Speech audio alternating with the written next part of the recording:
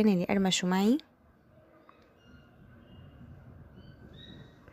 وبدي احط عليهم سلطة البيواز بهالطريقة.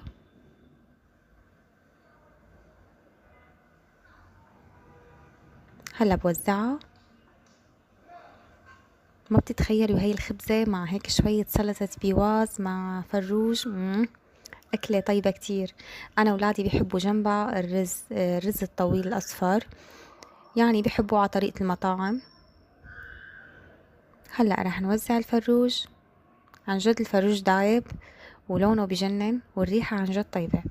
بتمنى انكم تجربوه وتقولولي النتيجة.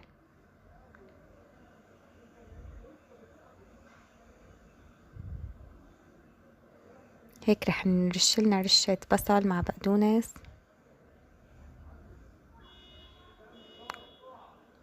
فيكن